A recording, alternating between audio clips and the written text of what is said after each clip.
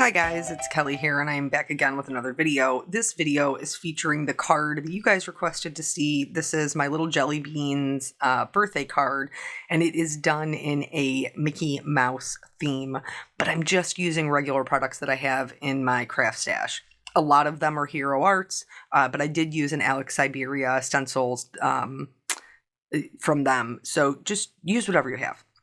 You will need some sort of layering circles or infinity circles because we need them to create the ears and the frame. So I'm going to pick my largest circle. This is going to be the frame for my shaker. And then I'm going to not only tape them together, but tape them to my cardstock. I chose a black glitter cardstock. This is also from Hero Arts. But you could do, just regular black or a mirror black if you wanted to make it fancy in a different way. Or you could use black cardstock and put like glitter paste over top of it. Also would work, and then die cut that out. And then I have a smaller circle, and this is going to be my ears. Now I did lay this out on an A2 size card and make sure everything would fit before I committed to it. And then it's a large number. It's just a number 2 die, and there's a bunch of other 2s in this particular die, but Hero Arts released these for all of the numbers. And I cut it out of, I think it was cherry cardstock. And then at first I thought, because her theme was Mickey Mouse Clubhouse. And so I was like, well, maybe I'll do something to throw some Minnie in here. You could also do a bow in between the ears for Minnie. That would be super, super cute. Whether that's a die or a stamp, either or would work. But so I decided to add these little polka dots to my 2. I am using Unicorn White Pigment ink from Hero Arts and a paper pouncer. It was being held on my sticky mat too, I guess I should say that.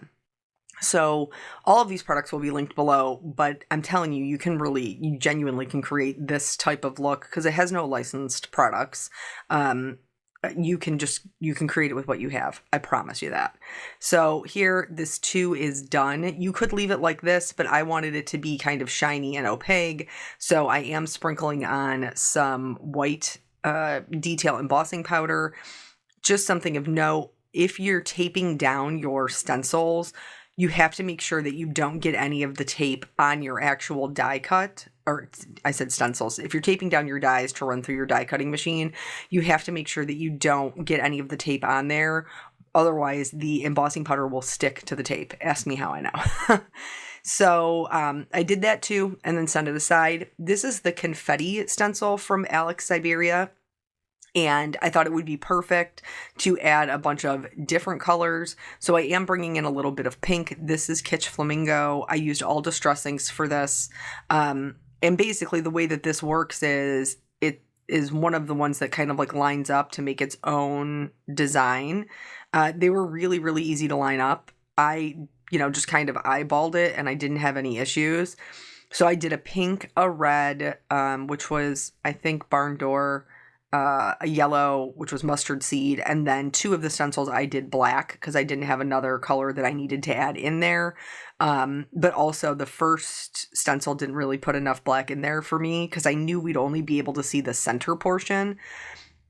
You don't have to do the polka dots in the background. You can do whatever kind of background you would like, but I thought that it made the most sense with kind of like the Mickey theme to bring in the polka dots, since that is in, several of their outfits and things like that. This is a shorter video for me. I mean, this is a short one for this girl, but I think it's because there's no coloring, first of all. Second of all, if you guys remember from my last story, I was like on the hustle to get this done because I had forgotten about it. The worst. So I was definitely moving to get this done. So there's not as much footage as there normally is, but I still think that it came out super, super cute. And then, obviously we're saving her birthday cards. But one of the things that will be different about this video that I don't normally include is I also included the making of the card base and stamping on the inside as well, because I needed that. Like I needed the full thing, in order to be able to give her card for her birthday.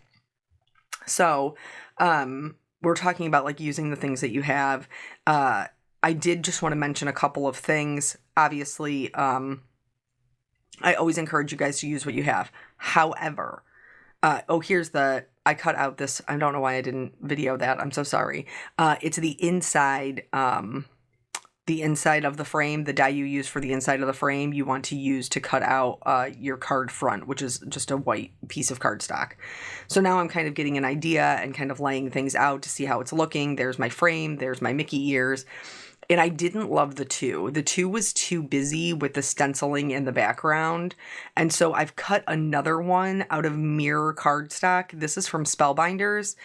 And that one I liked much better. It was like fancy, you know what I'm saying? It was so fancy too. But it didn't compete with the background. So I did end up just using the mirror cardstock too, but I wanted to leave the first part in just to show you kind of like you have options. I am going to be using this Happy Birthday, I think it's called Hooray. Is that the name of the set? Again, I'll link it below. But it has a coordinating die for the birthday. So I knew I wanted that. And then the happy, I just trimmed out into a little banner. But I'm stamping that in the same white unicorn pigment ink on black cardstock. And then I'm going to heat emboss this as well. This was just like a good, bold, because like all of like Mickey's, like obviously Disney has their own font, but I mean for most of it, any other like sub-sentiments or fonts that they use, they're pretty bold. Bold tends to be more like childlike, so this worked really well for the need that I had. Anyway, back to if you're going to be shopping. If you are going to be shopping, obviously Black Friday is coming. There are some places that have deals going on right now, like the Rabbit Hole has, if you have been waiting or interested in getting my illustration, the poinsettia and pine cones, that's actually 30% off right now. So you can get it for like $16. But that sale is going on. They have stencils on sale. So there's some sales that are starting to come out a little earlier. With that said, I always do my sales page. I will do that as well. I know that that's like kind of time consuming for you guys when you're shopping around. If you happen to think of it and are interested in shopping through my links to support my channel, because this is all free content, I genuinely appreciate that. Let me talk about what I'm doing. So I put down my acetate and I've cut out several of these frames, these front frames, so that I don't have to put any foam tape down. So I cut them all out one right after the other. That's one of the reasons why I taped the frames together and then taped them to the background, because I wanted them to stay together exactly. And I think I cut out 4 of these cardstock pieces. If you don't have extra cardstock or that's not something that you want to spend money on, you can do the foam tape technique for making a shaker card with this. And that will work well also to contain all of your bits. I have other videos on those, but that's what I did for this one. I've also picked some of this flat confetti from Spellbinders. I had red, gold, and black, and then I did use some clear sequins. So I have some confetti and some sequins, and I'm putting that on top of the acetate, and then I will flip my background over on top to seal it all in. So anyhow, if you're going to be shopping and would like to support me, I would love you for it. It does really help me out. And so I will have a link to that sales page, and that will be updated kind of as the sales roll out. And then the other thing is, this thing is free. I'm going to be teaching a free Copic coloring class over in the Honeybee Buzzworthy Facebook group. And so you do have to be part of the group in order to get the free class. So if you're on Facebook, like it's literally just asking to join. But then there's also a discount code for any of the products that we're using in that class. I think it's like 15% off, but you only get the code if you're in the group to take the class. So I will link that as well. If you would like to take that class will be in December. Don't mind my dogs barking. They're barking at everything lately and literally driving me crazy, driving me insane. For what reason? I don't know. Because they're dogs, I guess, and they're doing their job, so I shouldn't be mad at them. But it's always when I'm doing a voiceover. So it's December 9th. The free class will be on December 9th, and all of the information is over in that Honeybee group. I will link that so that you can find your way to it. So at this point in the card, we have all of our shaker bits inside, trapped between the acetate and all of those, whatever, 4 or 5 top pieces of cardstock that we cut. I added down my ears, my little circles, and then I put the frame on top of it. But when I put the frame on top of it, I didn't press down super hard at the top. So this way I could go back in just using a small pair of scissors to just trim those out. And then I am pushing down each edge. This is so the ears are freestanding. If you wanted the ears to stop at the frame, you could cut a circle, or I'm sorry, you could adhere your 2 ear circles down to a piece of cardstock, or tape them down is what I mean, not glue them. Don't glue them. You could tape them down and then lay the circle die frames over top of it, and it would cut out those circles. But I liked it better with the ears showing, like the full ears. The extra 2s that I cut out that didn't work out, I am going to use those to stack up my 2 on top of them. To me, it's better than throwing them away, and then I don't have to use foam tape. And then I lined those up so that they would be slightly popped up, and then went ahead and added those to the card as well. I use liquid glue for everything, but you don't necessarily have to. Liquid glue is just my preferred glue, so I don't have a lot of dry adhesives on hand. So here's that big 2 because my little jelly bean is 2, if you guys can even believe that we're already there. This is super funny. She's going to be a tall girl. In her checkup, her 2-year checkup, she is off the charts for height. My 2-year-old is 3 feet 1 inch tall. She's such a tall girl. So I am like super, like my oldest sister is 4'11.5". So we're going to run the gammon here. Apparently she's going to be really tall. I am a slightly above average height for a female.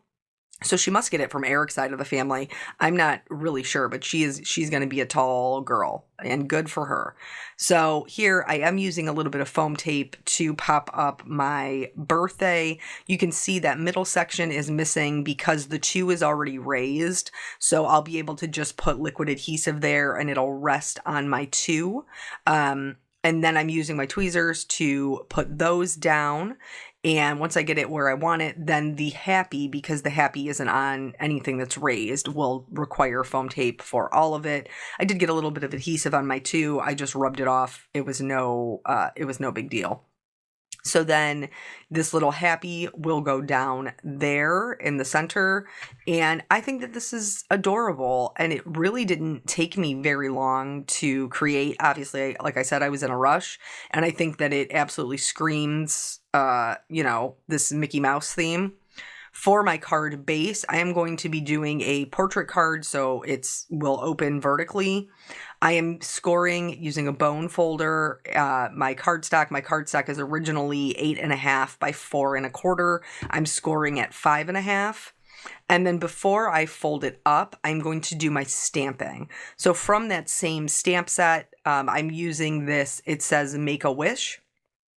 And I thought that was super cute, especially also along with the Disney theme.